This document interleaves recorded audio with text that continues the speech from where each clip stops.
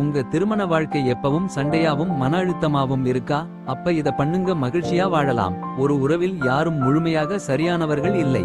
மகிழ்ச்சியும் பிரச்சனையும் சேர்ந்து தான் உறவு இருக்கும். ஆனால் அதை சரியாக சமாளிக்க தெரிந்தால் உறவு நல்லபடியாக நீடிக்கும். சிறிய மாற்றங்களால் கூட உங்கள் உறவை அமைதியாகவும் மகிழ்ச்சியாகவும் மாற்ற முடியும். 1. இடைவெளி எடுத்துக் கொள்ளுங்கள். உறவில் அழுத்தம் அதிகமாக இருந்தால் சிறிய விஷயத்திற்கும் வாக்குவாதம் ஏற்படும். அந்த நேரத்தில் உடனே பதில் சொல்லாமல் கொஞ்சம் நேரம் விலகி இருங்கள்.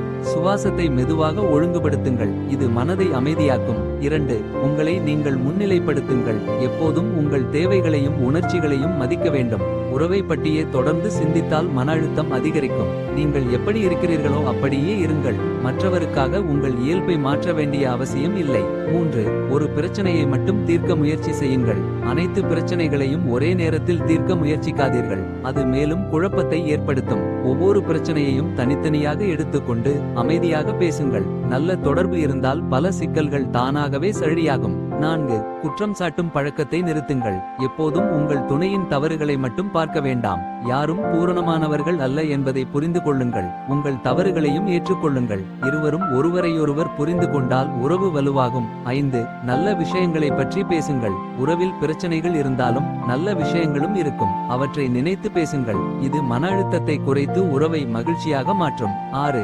ஒருவருக்கொருவர் ஆதரவாக இருங்கள். கடினமான நேரங்களில் ஒருவரை ஒருவர் பிடித்து நிற்க வேண்டும். வெளிப்புற அழுத்தங்கள் வந்தாலும் சேர்ந்து சமாளிக்க வேண்டும். இது உங்கள் உறவை மேலும் வலுப்படுத்தும். இந்த சிறிய மாற்றங்களை பின்பற்றினால் உங்கள் உறவில் இருக்கும் மன அழுத்தம் குறைந்து அமைதியும் மகிழ்ச்சியும் அதிகரிக்கும்.